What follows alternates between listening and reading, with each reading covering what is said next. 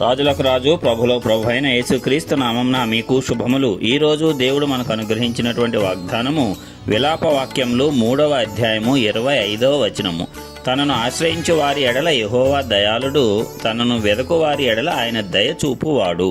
ప్రియులారా, ఈ వాగ్దానాన్ని గనక మనం గమనించినట్లయితే, తనను ఆశ్రయించు వారి ఎడల యెహోవా దయాళుడు. మన దేవుడు ఆయనను గనక మనం ఆశ్రయించినట్లయితే తప్పనిసరిగా మన ఎడల దయ చూపిస్తాడంట. అంటే మనము దేవుణ్ణి విడిచిపెట్టి మూర్ఖత్వంతో అనేకమైనటువంటి పాప కార్యములు చేసి మనము అనేక ఇబ్బందుల్లో పడి వాటిని తట్టుకోలేక అప్పుడు మరలా తిరిగి దేవుని యొద్దకు వచ్చి ఆయననే ఆశ్రయించి మొర్రపెట్టినప్పుడు ఆయన నిన్ను త్రోసివేయడంట. నువ్వు ఇప్పటి వరకు నన్ను విడిచిపెట్టి వెళ్ళావు కదా, నీ ఇష్టానుసారం నీవు జీవించావు కదా, నన్ను వదిలిపెట్టి వెళ్ళిపోయావు కదా, ఇప్పుడు నీకు కష్టం వచ్చినప్పుడు వచ్చావు, నేను ఎందుకు నీకు సహాయం చేయాలి అని మనుష్యులలాగా ఆయన ఏమాత్రము ప్రతిస్పందించడు.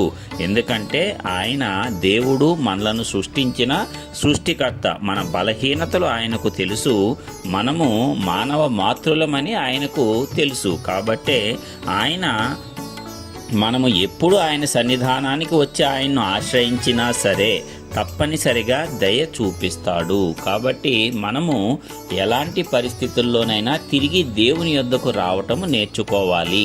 ఈ విషయం గనక మనము గ్రహించినట్లయితే దేవుడు తనను ఆశ్రయించిన వారి ఎడల దయ చూపిస్తాడు అనే విషయాన్ని ఎల్లప్పుడూ జ్ఞాపకం ఉంచుకున్నట్లయితే మనము ఆ యొక్క విపత్కర పరిస్థితుల్లో నుంచి బయటపడటానికి ఆయననే ఆశ్రయిస్తాము. ఎందుకంటే మానవ హృదయము అహంకారము గర్వముతో నిండిపోతుంది. ఏదైనా కొంచెం ఆధిక్యత దేవుని యొద్ద నుంచి పొందుకున్నట్లయితే, మనుషుల ఎదుట కొంచెం ఘనత వచ్చినట్లయితే ఇక దేవుణ్ణి నిర్లక్ష్యం చేసి తామే గొప్ప వారముగా మానవులు తమను తామే హెచ్చించుకుంటూ ఆ రకమైన జీవితాన్ని జీవిస్తారు. దేవుణ్ణి పూర్తిగా మర్చిపోతారు.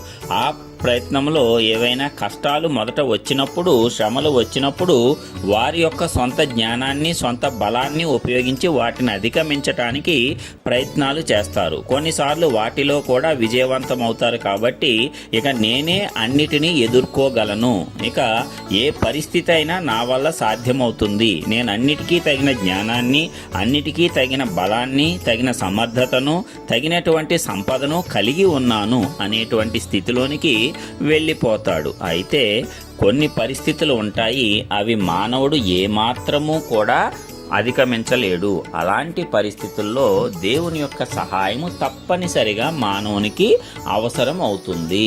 మరి అలాంటి అవసరమైన పరిస్థితుల్లో నీ హృదయాన్ని కఠినము చేసుకోకుండా, నేను తప్పుగా ప్రవర్తించాను, నన్ను నేను హెచ్చించుకున్నాను, దేవుడు నాకు ఇచ్చింది నా స్వయంగా సంపాదించుకున్నాను అనేటువంటి అహంకారాన్ని పొందానని నీవు గుర్తించగలిగి నిన్ను నీవు తగ్గించుకొని వినయ మనస్సుతో దేవుని యొద్దకు తిరిగి వెళితే ఆయన తప్పనిసరిగా నిన్ను ఆదరిస్తాడు. నీ ఎడల ఆయన దయ చూపుతాడు. నీ యొద్ద సమస్తము ఉన్నప్పుడు నీవు దేనిని వెతకవు, దేవుణ్ణి అసలు వెతకవు. అయితే నీ యొద్ద సమస్తము పోయినప్పుడు, మనుషులందరూ నిన్ను విడిచిపెట్టి వెళ్ళినప్పుడు, అప్పుడు నీవు సహాయము కోసము, ఆదరణ కోసము వెతుక్కుంటూ ఉంటావు. ఆ వెతుక్కునే ప్రయత్నంలో దేవుడిని గనక నీవు వెతకినట్లయితే తప్పనిసరిగా ఆయన నీ పట్ల దయ చూపుతాడు, కృప చూపుతాడు, నిన్ను మరలా ఆదరిస్తాడు. ఈ విషయాన్ని ప్రతి మానవుడు కూడా జ్ఞాపకం చేసుకోవాలి. ప్రతి మనిషికి కూడా జీవితంలో ఈ అనుభవం అనేది సంభవిస్తూనే ఉంటుంది. ఎందుకంటే మానవులుగా మన యొక్క స్వభావ రీత్యా మనం అనేక మార్లు పడిపోతూ ఉంటాము. గర్వంలో కానీ, మూర్ఖత్వంలో కానీ, అజ్ఞానంతో కానీ, జ్ఞానులం అనుకుని అజ్ఞానంలో పడిపోతూ ఉంటాము. నాకే అన్నీ తెలుసు, ఇంకా ఎవరికి ఏదీ తెలియదు అనేటువంటి మూర్ఖత్వంలో మనము ఉంటాము. అయితే దేవుడు సర్వమును ఎరిగినవాడు, మన హృదయ అంతరంగాలను ఆయన చూస్తూ ఉన్నవాడు. కాబట్టి ప్రియులారా, మనకు ఏదైనా సరే అసాధ్యమైన పరిస్థితులు ఏర్పడినప్పుడు, మనకు వ్యతిరేకంగా సమస్తము కదులుచూ ఉన్నప్పుడు మనము ఆశ్రయించవలసింది, మనము సహాయము కోరవలసింది ఏ మానవుడనో కాదు గాని జీవము గల దేవుణ్ణి మనము సహాయము కోరుకోవాలి. ఆయన ఎదుట మనము తగ్గించుకొని వినయ మనస్సుతో ప్రార్థన చేయాలి.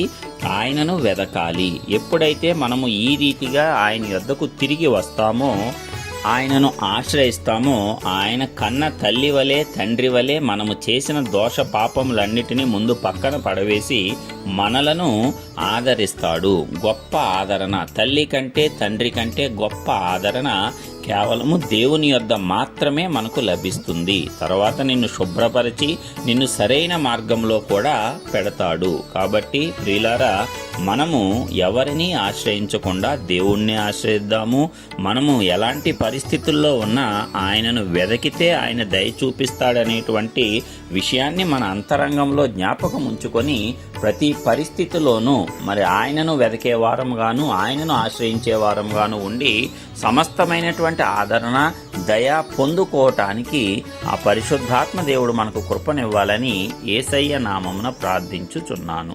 ఆమేన్.